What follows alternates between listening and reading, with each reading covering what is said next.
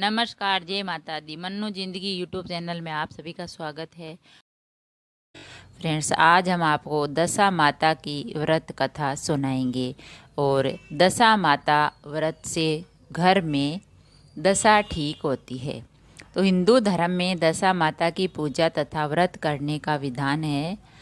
जब मनुष्य की दशा ठीक होती है तब उसके सभी कार्य अनुकूल होते हैं, यानी सही होते हैं। किंतु जब यह प्रतिकूल होती है तब मनुष्य को बहुत परेशानी होती है। इसी परेशानी से निजात पाने के लिए इस व्रत को करने की मान्यता है। तो दशा माता का व्रत है। यह व्रत चैत्र माह के कृष्ण पक्ष की 10वीं तिथि को किया जाता है, यानी होली के 10 दिन बाद। इस व्रत को सुहागिन महिलाएं करती है अपनी घर की दशा सुधारने के लिए। इस दिन कच्चे सूत का 10 तार का डोरा जिसमें 10 गांठ लगाते हैं लेकर पीपल की पूजा करती है। इस डोरे को पूजन करने के बाद कथा सुनती है। डोरे की पूजा होने के बाद इसके बाद उस डोरे को गले में बांधती है। यह एक ही प्रकार का अन्न एक समय खाती है और भोजन में नमक नहीं होना चाहिए और विशेष रूप से अन्न में गेहूं का ही उपयोग करते हैं। यह व्रत जीवन भर किया जाता है और इसका उद्यापन नहीं होता है। आप चाहो तो उद्यापन भी कर सकते हो। उस उद्यापन के लिए 10 महिलाएं होती है और आप आगे भी इस व्रत को कर सकते हो। तो यह व्रत है जो साल में एक बार आता है, वो होली के 10 दिन बाद। अब हम आपको दशा माता की व्रत कथा सुनाते हैं। दशा माता व्रत की पौराणिक कथा है। प्राचीन समय में राजा नल और रानी दमयंती सुखपूर्वक राज्य करते थे। उनके 2 पुत्र थे। उनके राज्य में प्रजा सुखी और संपन्न थी। एक दिन की बात है, उस दिन होली दशा थी। एक ब्राह्मणी राजमहल में आई और रानी से कहा, दशा का डोरा ले लो, यानी दशा माता का डोरा ले लो। बीच में दासी बोली, हाँ रानी साहिबा, आज के दिन सभी सुहागिन महिलाएं दशा माता की पूजन और व्रत करती है तथा इस डोरे की पूजा करके गले में बांधती है, जिससे अपने घर में सुख समृद्धि आती है। अतः रानी ने ब्राह्मणी से डोरा ले लिया और विधि के अनुसार पूजन करके गले में बांध लिया। कुछ दिनों के बाद राजा नल ने दमयंती के गले में डोरा बंधा हुआ देखा। राजा ने पूछा, इतने सोने के गहने पहनने के बाद भी आपने यह डोरा क्यों पहना है? रानी कुछ कहती इसके पहले ही राजा ने डोरे को तोड़कर जमीन पर फेंक दिया। रानी ने तो उस डोरे को जमीन पर से उठा लिया और राजा से कहा, यह दशा माता का डोरा है, आपने इसका अपमान करके अच्छा नहीं किया। जब रात्रि में राजा सो रहे थे तब दशा माता स्वप्न में बुढ़िया के रूप में आई और राजा से कहा, हे राजा, तेरी अच्छी दशा जा रही है और बुरी दशा आ रही है। तूने मेरा अपमान करने के अच्छा नहीं किया है। ऐसा कहकर बुढ़िया दशा माता अंतर्ध्यान हो गई। जब जैसे तैसे दिन बीतते गए, वैसे ही कुछ ही दिनों में राजा के ठाट बाट, हाथी घोड़े, लाव लश्कर, धन धान्य, सुख शांति सब कुछ नष्ट होने लगे। अब तो भूखे मरने का समय तक आ गया। एक दिन राजा ने दमयंती से कहा, तुम अपने दोनों बच्चों को लेकर अपने मायके चली जाओ। रानी ने कहा, मैं आपको छोड़कर कहीं नहीं जाऊंगी। जिस प्रकार आप रहेंगे उसी प्रकार मैं भी आपके साथ रहूंगी। तब राजा ने कहा, अपने देश को छोड़कर दूसरे देश में चले, वहाँ जो भी काम मिल जाएगा वही काम कर लेंगे। इस प्रकार नल दमयंती अपने देश को छोड़कर चले गए। चलते चलते रास्ते में भील राजा का महल दिखाई दिया। वहाँ राजा ने अपने दोनों बच्चों को अमानत के तौर पर छोड़ दिया। उस भील भेलनी के पास अपने दोनों बच्चों को। आगे चले तो रास्ते में राजा के मित्र का गांव आया। राजा ने रानी से कहा, चलो हमारे मित्र के घर चले। मित्र के घर पहुंचने पर उनका खूब आदर सत्कार हुआ और पकवान बनाकर भोजन कराया। मित्र ने अपने शयन कक्ष में सुलाया। उसी कमरे में मोर की आकृति की एक खूंटी पर मित्र की पत्नी का हीरों से जड़ा कीमती हार टंगा हुआ था। मध्य रात्रि में रानी की नींद खुली तो उन्होंने देखा वह बेजुबान खूंटी हार को निगल रही है। यह देखकर रानी ने तुरंत राजा को जगाया और दिखाया, और दोनों ने विचार किया कि सुबह होने पर मित्र के पूछने पर हम क्या जवाब देंगे, अतः यहाँ से इसी समय चले जाना ही अच्छा है। राजा रानी दोनों रात्रि को ही वहाँ से चले गए। सुबह होने पर मित्र की पत्नी ने खूंटी पर अपना हार देखा। हार वहाँ नहीं था। तब उसने अपने पति से कहा, तुम्हारे मित्र कैसे हैं जो मेरा हार चुराकर रात्रि में ही भाग गए। मित्र ने अपनी पत्नी को समझाया कि मेरा मित्र कदापि ऐसा नहीं कर सकता। धीरज रखो कृपया, उसे चोर मत कहो। आगे चलने पर राजा नल की बहन का गांव आया। राजा ने बहन के घर खबर पहुंचाई कि तुम्हारे भाई भौजाई आए हुए हैं। खबर देने वाले से बहन ने पूछा, उनके हाल चाल कैसे हैं।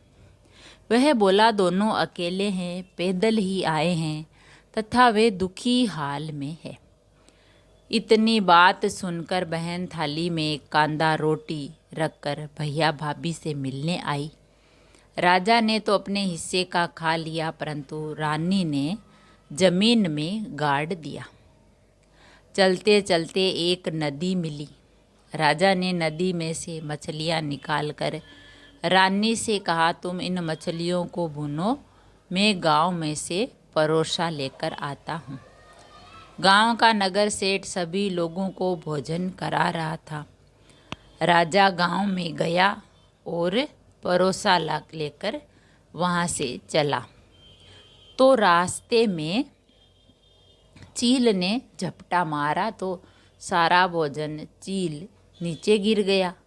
राजा ने सोचा, रानी विचार करेगी कि राजा तो भोजन करके आ गए और मेरे लिए कुछ भी नहीं लाए। उधर रानी मछलियाँ भूनने लगी तो दुर्भाग्य से सभी मछलियाँ जीवित होकर नदी में चली गई। रानी उदास होकर सोचने लगी कि राजा पूछेंगे और सोचेंगे कि सारी मछलियाँ खुद खा गई। जब राजा आए तो मन ही मन समझ गए और वहाँ से आगे चल दिए। चलते चलते रानी के मायके का गांव आया। राजा ने कहा, तुम अपने मायके चली जाओ, वहाँ दासी का कोई भी काम कर लेना और मैं इसी गांव में कहीं नौकर हो जाऊंगा। इस प्रकार रानी महल में दासी का काम करने लगी और राजा तेली के घाने पर काम करने लगे, तेल निकालने का। दोनों को काम करते बहुत दिन हो गए। जब होली दशा का दिन आया तब सभी रानियों ने सिर धोकर स्नान किया। दासी ने भी स्नान किया। दासी ने रानियों का सिर गूंथा तो राजमाता ने कहा, मैं भी तेरा सिर गूंथ दूं। ऐसा कहकर राजमाता जब दासी का सिर गूंथ रही थी तब उन्होंने दासी के सिर में पद देखा। यह देखकर राजमाता की आंखें भर आई और उनकी आंखों से आंसू की बूंदें गिरी। आंसू जब दासी की पीठ पर गिरे तो दासी ने पूछा, आप क्यों रो रही हैं। राजमाता ने कहा, तेरे जैसी मेरी भी बेटी है जिसके सिर में भी पद था, तेरे सिर में भी पद है। ये देखकर मुझे उसकी याद आ गई। तब दासी ने कहा, मैं आपकी बेटी ही हूँ। दशा माता के कोप से मेरे बुरे दिन चल रहे हैं, इसीलिए यहाँ चली आई। माता ने कहा, बेटी तूने ये बात हमसे क्यों छिपाई? दासी ने कहा, माँ मैं सब कुछ बता देती तो मेरे बुरे दिन नहीं कटते। आज मैं दशा माता का व्रत करूँगी तथा उनसे गलती की क्षमा याचना करूँगी। अब जो राजमाता ने बेटी से पूछा, हमारे जमाई राजा कहाँ है? तो बेटी बोली, वे इसी गांव में किसी तेली के घर काम कर रहे हैं। अब गांव में उनकी खोज कराई गई और उन्होंने महल में लेकर आए। जमाई राजा को स्नान कराया, नए वस्त्र पहनाए और पकवान बनवाकर उन्हें भोजन कराया। अब दशा माता के आशीर्वाद से राजा नल और दमयंती के अच्छे दिन लौट आए। कुछ दिन वहीं बिताने के बाद अपने राज्य जाने को कहा। दमयंती के पिता ने खूब सारा धन, लाव लश्कर, हाथी घोड़े आदि देकर बेटी जमाई को विदा किया। रास्ते में वही जगह आई जहाँ रानी ने मछलियों को भुना था और राजा के हाथ से चील के झपटा मारने से भोजन जमीन पर गिरा। तब राजा ने कहा, तुमने सोचा होगा कि मैंने अकेले भोजन कर लिया, परंतु चील ने झपटा मारकर गिरा दिया। अब रानी ने कहा, आपने भी सोचा होगा कि मैंने मछलियाँ भूनकर खुद ही खा ली अकेले, परंतु वे तो जीवित होकर नदी में चली गई। चलते चलते जब राजा की बहन का गांव आया, राजा ने बहन के यहाँ खबर भेजी। खबर देने वाले से पूछा, उनके हालचाल कैसे हैं? उसने बताया कि वे बहुत अच्छी दशा में हैं, उनके साथ हाथी घोड़े लाव लश्कर है। ये सुनकर राजा की बहन मोतियों का थाल सजा कर लाई। तभी दमयंती ने धरती माता से प्रार्थना की और कहा, माँ आज मेरी अमानत मुझे वापस दे दो। यह कहकर उस जगह को खोदा जहाँ कांदा रोटी गाड़ दिया था। खोदने पर रोटी तो सोने की और कांदा चांदी का हो गया। ये दोनों चीज़ें बहन की थाली में डाल दी और आगे चलने की तैयारी करने लगे। वहाँ से चलकर राजा अपने मित्र के घर पहुँचे। मित्र ने उनका पहले के समान ही खूब आदर सत्कार और सम्मान किया। रात्रि विश्राम के लिए उन्हें उसी शयन कक्ष में सुलाया। मोरनी वाली खूंटी, हार निगल जाने वाली बात नींद में नहीं आई। आधी रात के समय उनको नींद नहीं आई कि यही मोरनी की खूंटी है जो उस दिन हार निगल गई थी। जब आधी रात का समय हुआ तब मोरनी वाली खूंटी हार उगलने लगी तो राजा ने अपने मित्र को जगाया तथा रानी ने मित्र की पत्नी को जगाकर दिखाया, आपका हार तो इसने निगल लिया था। आपने सोचा कि हार हमने चुराया है। दूसरे दिन प्रातः काल नित्य कर्म से निपटकर वहाँ से वे चले दिए। वे भील राजा के यहाँ पहुँचे और अपने पुत्रों को मांगा तो भील राजा ने देने से मना कर दिया। गांव के लोगों ने उन्हें बच्चों को वापस दिलाया। नल दमयंती अपने बच्चों को लेकर अपनी राजधानी के निकट चले पहुँचे तो नगरवासियों ने लाव लश्कर के साथ उन्हें आते हुए देखा।